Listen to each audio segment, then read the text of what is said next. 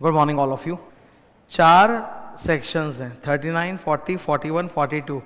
याद करो एक बार, what is the master section on allotment? सिर्फ अलॉटमेंट, चाहे कैसा भी अलॉटमेंट हो, whether it is public issue, private issue मतलब private placement, bonus issue, right issue, अरे कोई भी अलॉटमेंट हो धरती पे, अलॉटमेंट का मदर सेक्शन कौन है? 39।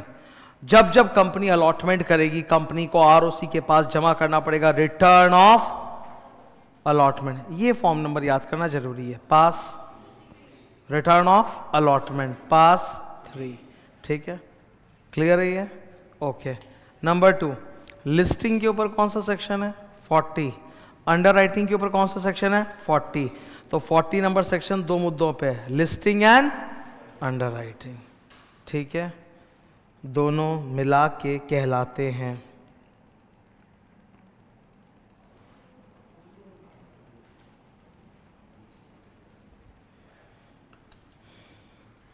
कभी अगर भूल गए याद रखना, आलू ए से अलॉटमेंट, लू से लिस्टिंग एंड अंडर राइटिंग। ये एकदम मास्टर सेक्शन है, इन नहीं भूल रहा। 41 किस चीज का है sir? GDR, global depository receipt. 42 किसका है? बाप रे बाप, जिसका नाम हमेशा लेते रहते हैं, प्राइवेट प्लेसमेंट। सो नाइस, ये सब तो ठीक है। लिस्टिंग, स्टॉक एक्सचेंज आपको एक बार में लिस्टिंग देता है कि 2 बार में? पहले आईपीओ के पहले देता है एक टेम्पररी अप्रूवल, जैसे ड्राइविंग लाइसेंस होता नहीं है क्या? तुम ड्राइविंग स्कूल में एडमिशन लेते हो तो वो लोग पहले लर्नर लाइसेंस देते हैं, है ना? और फिर जब टेस्ट वेस्ट पास कर दो फाइनल ड्राइविंग लाइसेंस मिलता है कि नहीं मिलता? वैसा ही समझ लो, टेम्पररी अप्रूवल फिर फाइनल अप्रूवल। अच्छा, जो हम इशू करना चाहते हैं, इशू साइज, उसमें 20% कौन लेगा? प्रमोटर। कम से कम 20% कौन लेगा? Promoter. That's called PC. PC का फुल फॉर्म सही है, वो प्रमोटर को लेना ही पड़ेगा। नियम है सेबी का कि तुम्हारे प्रोजेक्ट में पूरी दुनिया रुपया लगाएगी, तुम नहीं लगाओगे, तुम भी लगाओ, तुम्हारा भी रिस्क रहना चाहिए, है कि नहीं है? ठीक है, समझ रहे हो? फिर बैलेंस जो जनता को जाता है उसको क्या बोलते हैं? OT, OD, offer through offer document. 39 और 40 का महासमरी चार्ट दिख रहा है बोर्ड पे? ठीक है, मिमी लाइज, ऊपर क्या लिखा है? मिमी लाइज। मिमी minimum subscription, minimum application money. Lies listing, escrow account. Clear है कि नहीं? याद है कि नहीं है? सही है, वेरी गुड। इधर एक बार कंपनी लॉ और सेबी दोनों बता देता हूँ। मिनिमम सब्सक्रिप्शन कंपनी लॉ के अनुसार कितना है? Amount stated in the prospectus, चाहे जितना भी हो। और सेबी के हिसाब से क्या है? 90% of OT OD. OT OD, ठीक है, वो सेबी के हिसाब से 90% of OT OD. Minimum application money company law के हिसाब से कितना है? 5% ऑफ नॉमिनल अमाउंट। और सेबी के हिसाब से कितना है? 25% of issue price. Very good. नीचे आओ, अलॉटमेंट का डेफिनेशन याद करो। Number 1, allotment means the appropriation of the previously unappropriated capital. Allotment means the acceptance of the offer and application made by the investor. Minimum subscription कितना होता है? अपने पढ़ लिए ऊपर। Define minimum subscription. सर ये अपने भाषा में बोलो। Minimum subscription is the minimum portion of the public issue that must be subscribed by the public. If not, then the entire issue becomes void and the money shall be refunded. Minimum application money कितना होता है? 5% nominal, वो पता है, definition याद करो। Minimum application money means the portion of the nominal value which must be offered at the time of making an application to the company. Refund, अब यहां पे देखो आप 3 बातें हैं, 1, 2, 3। सबसे पहला, मिनिमम सब्सक्रिप्शन जनता से कब तक आ जाना चाहिए? Within 30 days of, within 30 days of issue of prospectus. नहीं आया, रिफंड करो within 15 days. Within 15 days of closure of the issue. नहीं कर पाए, ब्याज देगा। ब्याज देगा कितना परसेंट है? 15, नॉट 12। दिख रहा है ना? 15% मिला तो सबको। नीचे आ जाओ, रिटर्न ऑफ अलॉटमेंट, अरे कंपनी कभी भी शेयर अलॉटमेंट करेगी तो आरओसी में रिटर्न जमा करेगी। नंबर बोलो, पास 3। रिटर्न ऑफ अलॉटमेंट में क्या क्या लगाना पड़ता है, brown colour, list of allottees, number of securities allotted and the list shall be certified. क्या क्या अटैच करना पड़ता है, अगर नॉन कैश कंसिडरेशन पे आपने अलॉटमेंट किया, मतलब बार्टर ट्रांजेक्शन, बिल्डिंग खरीदा या अमेलगमेशन किया, शेयर्स दे दिया, तो copy of the contract, contract नहीं है तो एक टर्म्स एंड कंडीशंस राइटिंग में, एंड नंबर 3 रजिस्टर्ड वैल्यूअर का रिपोर्ट, क्योंकि बार्टर हुआ ना, बार्टर का मतलब क्या होता है, असेट का एक्सचेंज, तो दोनों असेट की वैल्यू तो निकालनी पड़ेगी ना, कौन निकालेगा, रजिस्टर्ड वैल्यूअर। पनिशमेंट, अगर आप रिटर्न ऑफ अलॉटमेंट जमा नहीं करते तो पनिशमेंट क्या है, 1000 रुपया per day up to, very good, हो गया 40। अभी कौन है, listing. Number 1, company should make an application for listing on the recognised stock exchange. Company जिस स्टॉक एक्सचेंज को एप्लीकेशन देगा सबसे अप्रूवल आना चाहिए। एक ने भी मना कर दिया, you can not proceed with the public issue, एक भी मना नहीं करना चाहिए, सबका हाँ होना चाहिए। नंबर 2, आपको प्रोस्पेक्टस के मुंह पे स्टॉक एक्सचेंज का नाम बताना पड़ेगा। नंबर 3, जो भी एप्लीकेशन मनी का पैसा आएगा कहाँ रखोगे, जेब में नहीं, escrow account. What is an escrow account, it's a separate bank account in a scheduled bank. That money will be used for A for adjustment against allotment and for refund। सजा sir अलग type की सजा है, same सजा नहीं है। इधर under writing, listing खत्म, अब क्या ज्ञान है, under writing.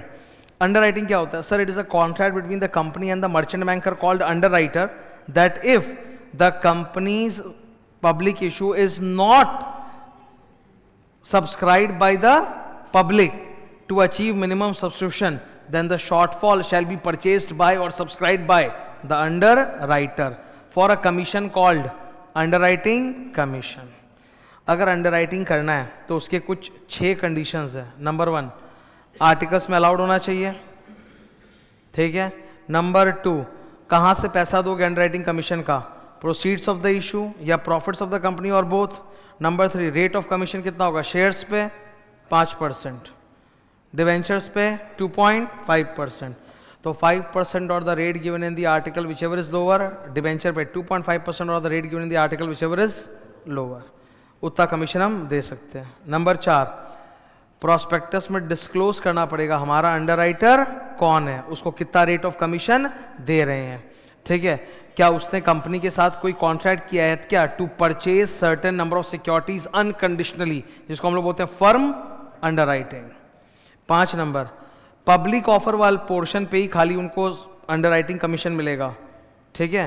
The portion of the issue which is not offer to public which is promoters contribution, उस पर अंडरराइटिंग कमीशन नहीं मिलेगा। फ्री का कमीशन क्यों देंगे भाई, फ्री का कमीशन क्यों देंगे।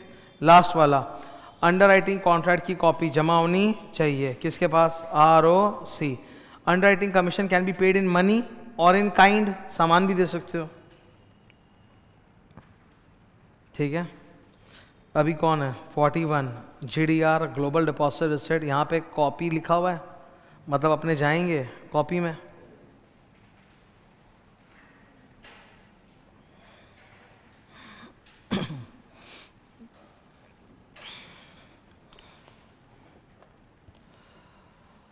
ठीक है, क्लियर है। स्टार्ट करें। रिलायंस के इक्विटी शेयर भारत में लिस्टेड है, भारत के बाहर अगर वो लग्जमबर्ग पे इशू करना चाहता है तो इक्विटी शेयर नहीं करेगा, GDR करेगा। जितने वैल्यू का GDR इशू करेगा उतने वैल्यू का इक्विटी शेयर उसको बैंक में रखाना पड़ेगा, इंडियन बैंक में रखाना पड़ेगा। वो रिलायंस के इक्विटी शेयर भारत क्रॉस नहीं कर सकते, तो भारत की बैंक में रखना पड़ेगा। उस बैंक को बोलेंगे domestic custodian bank, domestic because India का बैंक है वो, ICICI बैंक मुंबई, और कस्टोडियन बिकॉज उसी के पास इक्विटी शेयर का कस्टडी रहेगा। वो इक्विटी शेयर भारत की सीमा लांघ कर बाहर नहीं जाएगा। अब इंडियन बैंक के पास इक्विटी शेयर आ गया, वो विदेशी बैंक को बोल देगा भाई आ गया, ठीक है। विदेशी बैंक, ओवरसीज डिपॉजिटरी बैंक कौन है, बैंक ऑफ न्यूयॉर्क मेलन, वो डिपॉजिटरी रिसिट GDR इशू कर देगा। कहाँ इशू करेगा, लग्जमबर्ग पे, जिसको इन्वेस्टर्स लोग खरीद लेंगे। जो इन्वेस्टर GDR खरीदता है उसको क्या बोलते हैं, GDR होल्डर। और वो जो GDR सिक्योरिटीज है वो लिस्टेड है ऑन लग्जमबर्ग स्टॉक एक्सचेंज। यहाँ रिलायंस के इक्विटी शेयर का दाम ऊपर नीचे होगा, वहाँ लग्जमबर्ग पे उसके GDR का दाम ऊपर नीचे होगा। वोलेटिलिटी सेम है। देखो मेरे दोनों हाथ एक साथ ऊपर नीचे जा रहे हैं ना, मेरे लिए ऐसे से करना बहुत मुश्किल हो जाएगा। ऐसे से नहीं होगा, it is going to be in the same direction, ठीक है। क्योंकि इक्विटी शेयर अगर यहाँ भरा तो GDR भी वहाँ बढ़ेगा, इक्विटी गिरा GDR वहाँ गिरेगा। कॉपी करता है एकदम ये। GDR is a derivative instrument. GDR is a जो इक्विटी शेयर के दम पे ही बना है, तो उसको कॉपी करेगा एकदम, ठीक है। तुमने गोल्ड बॉन्ड सुना है? गोल्ड बॉन्ड्स कितने नाम सुना है? गोल्ड बॉन्ड्स, गोल्ड बॉन्ड्स का नाम सिलेबस में भी आता है हम लोग इनकम टैक्स में कैपिटल गेन्स में पढ़ते हैं कि नहीं पढ़ते? Gold bonds. गोल्ड बॉन्ड्स आपको नाम से क्या गेस हो रहा है? सर इसका मतलब है ये जो गोल्ड बॉन्ड्स है ना, इसका अंडरलाइंग असेट है गोल्ड। कहने का मतलब है कि अगर गोल्ड के दाम में ऊपर नीचे हुआ तो गोल्ड बॉन्ड्स के दाम में भी ऊपर नीचे होगा। समझ रहे हो? तुम अगर गोल्ड बॉन्ड्स में इन्वेस्ट करोगे, मैं बोल रहा हूँ one of the best investments है, one of the best investments है गोल्ड बॉन्ड्स। तुम गोल्ड में आज रुपया डालो, ठीक है। सपोज मान लो तुम्हारी उम्र एक बार पकड़ते हैं 20, ओके। अभी गोल्ड का भाव चल रहा है कितना? 70,000। कितना हो गया? 75 चला गया क्या? साला बैच में 2 हफ्ता बीतता नहीं है, दाम 5,000 ऊपर भाग जाता है। क्या बकवास चल रहा है? फालतू का मैं कोचिंग कर रहा हूं यहाँ पे।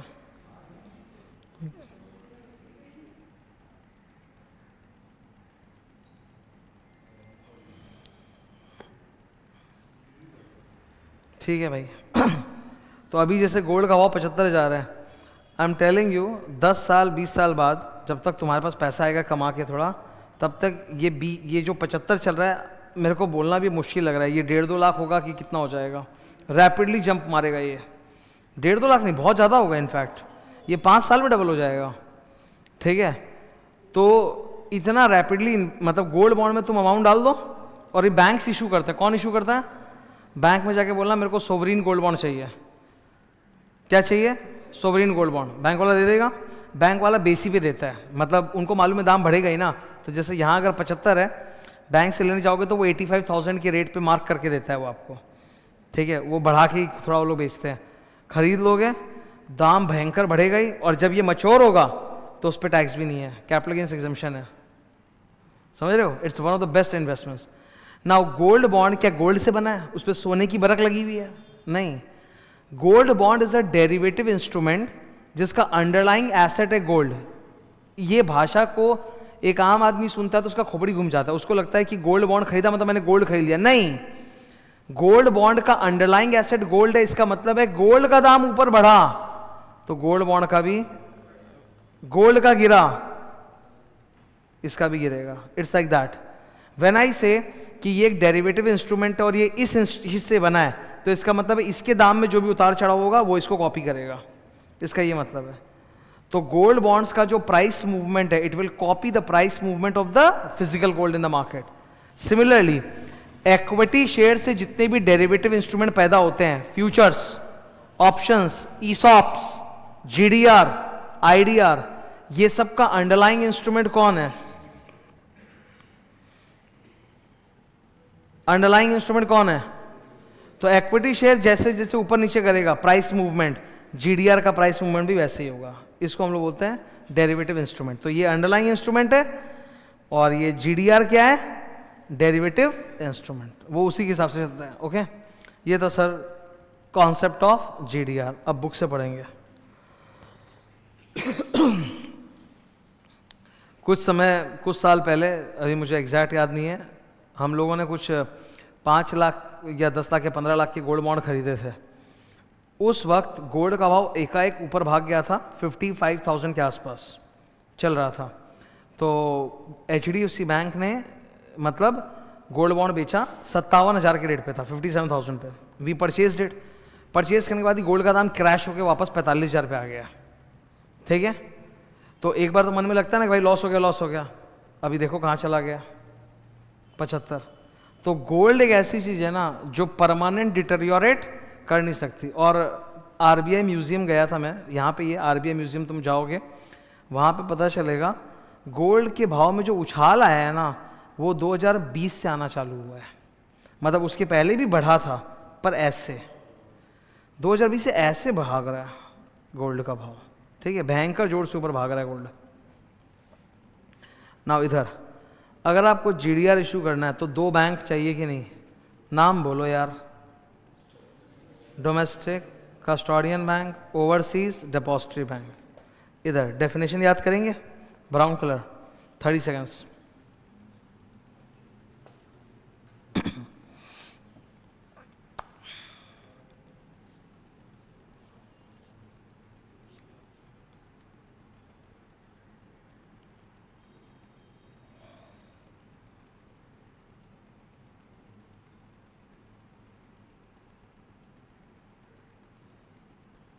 किया?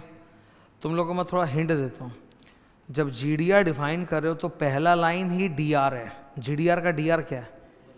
तो पहला लाइन क्या है? GDR is an instrument in the form of issued by a depository bank outside India and authorised by an Indian issuer company. Eligibility आपको फेमा फॉलो करना पड़ेगा, foreign exchange management act syllabus में।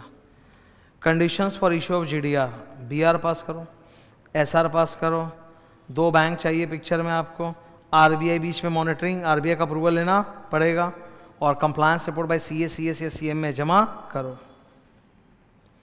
मैनर ऑफ इशू, जीडीआर का public issue भी हो सकता है, private placement भी, ठीक है। पॉइंट नंबर 2 में बोला है कि जीडीआर के जो अंडरलाइंग इक्विटी शेयर है वो भारत के किसी बैंक के पास, डोमेस्टिक बैंक के पास जमा रहेंगे। वोटिंग राइट, एक तरीका ये है कि गोरा अपने जीडीआर को इक्विटी में कन्वर्ट कर ले और वोट करे, या उसके बहुत सारे टर्म्स कंडीशन है, इतना इजी नहीं है। दूसरा तरीका आसान है, गोरा अपने वोट बैंक को बता दे, फॉरेन बैंक को, फॉरेन बैंक कंपनी को बता देगा कि वोट ये हुआ है, हाँ या ना, ठीक है। आ गया मास्टर टॉपिक, क्या नाम? Section 42 private placement. मैंने लिखा है इस पे, तो मैंने 2 पेज का वो दिया है कॉपी नोट्स, क्योंकि ये है बड़ा मतलब भारी टॉपिक, तो कॉपी से समझ जाता है, फिर अंदर आओगे तो नाचोगे।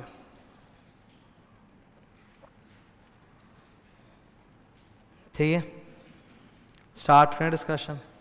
ऊपर ना प्राइवेट प्लेसमेंट वर्ड के ऊपर 3 फॉर्म लिखे हैं और तीनों उल्टे लिखे हैं ना, 5 4 3, क्योंकि पहले 5 आता है फिर 4 फिर 3, कैसे वो देखेंगे नीचे। Let's start. Number 1, as per section 23 कोई भी कंपनी पब्लिक हो या प्राइवेट, वो प्राइवेट प्लेसमेंट तो कर ही सकती है। नंबर 2, प्राइवेट प्लेसमेंट किसी भी सिक्योरिटी का होता है, equity, preference, debenture, other security. ये मेन डायग्राम ध्यान से। सबसे पहले कंपनी का जो बोर्ड ऑफ डायरेक्टर्स होता है ना, वो लोग डिसाइड करेगा कि हम लोग किन किन को अलॉट करेंगे, मतलब किन किन को ऑफर देंगे सिलेक्टेड पर्सन्स को, तो एक लिस्ट बनाता है। उस लिस्ट को ना रजिस्टर में रिकॉर्ड करना पड़ता है। रजिस्टर का नंबर क्या है? पास 5। कंडीशंस क्या है? बीआर पास करो, एसआर पास करो, और price will be calculated by, अगर लिस्टेड कंपनी है तो सेबी फॉर्मूला, अनलिस्टेड कंपनी है तो रजिस्टर्ड वैल्यूअर। फिर जिन जिन को आप ऑफर देना चाहते हो उनका नाम रजिस्टर में रिकॉर्ड करो, फिर उनको पोका लेटर दो। पोका लेटर का फॉर्म नंबर, ये इंपॉर्टेंट है, पास 4, ये इंपॉर्टेंट है, ठीक है। और फिर 4 नंबर आइडेंटिफाइड पर्सन्स को दे दो। एक साल में आइडेंटिफाइड पर्सन्स कितने होते हैं? 200। ये 200 की लिमिट अलग अलग सिक्योरिटी के लिए अलग अलग है। इस 200 में 2 जन काउंट नहीं होते। कौन? QIB और ESOP। ये देखो इधर, ये मैंने बनाया था ना, आपने साल में 12 बार प्राइवेट प्लेसमेंट किया अलग अलग, पर कोई भी सिक्योरिटी का टोटल मिला के 200 से बेसी लोगों को इन्वाइट नहीं किया है। चलेगा? चलेगा। फिर से पढ़ो। नंबर 4, तुम रीड करो जोर से।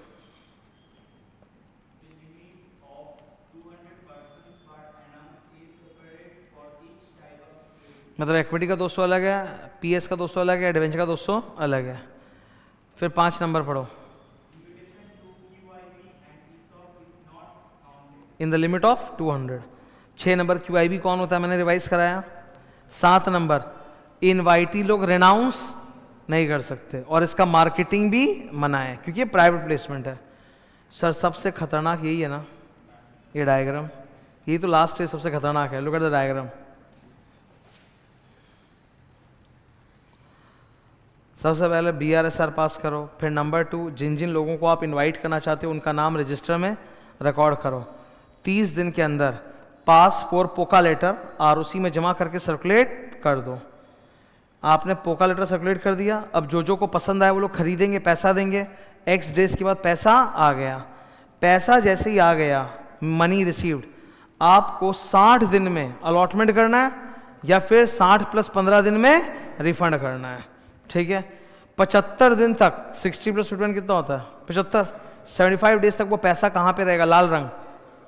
आप 75 दिन तक उसको टच नहीं कर सकते। केस 1, अगर अलॉट कर दिया तो 60 दिन में अलॉट कर दिया, अब अगले 15 दिन में फॉर्म जमा कर दो, पास 3, return of allotment in 15 days. Penalty बहुत ज़्यादा है यहाँ पे, 1000 पर day up to 25 lakh.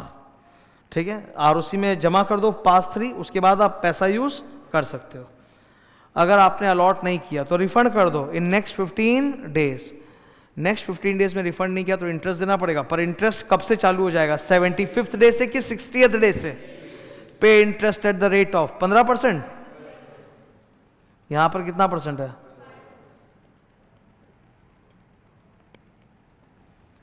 Learn the definition highlighter.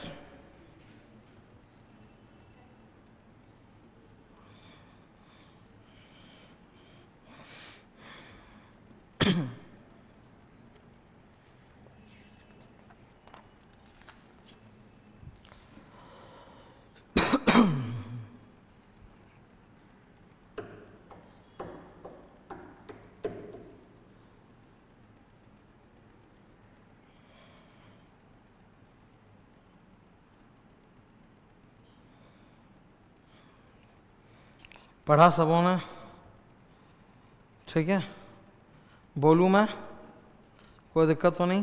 Listen carefully. Private placement का definition, only the highlighter part.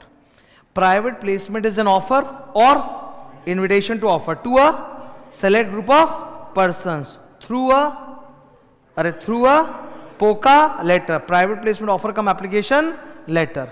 अच्छा, ये जो सेलेक्टेड ग्रुप ऑफ पर्संस है, they have been identified by the board of directors. अभी तुमने नोटिस किया, मैंने डेफिनेशन वहां से एज इट इज नहीं बोला, बल्कि चेंज करके अपने भाषा में बोला। यही चाहिए, तुम कीवर्ड को याद करो, अपने भाषा में बोलो, एक सिंगल लाइन के बदले 2-3 लाइन में तोड़ के भी बोल सकते हो। Number 1, private placement is an offer or invitation to select group of persons. Number 2, how you are inviting them through a POCA letter pass for, who has identified those persons, board of directors.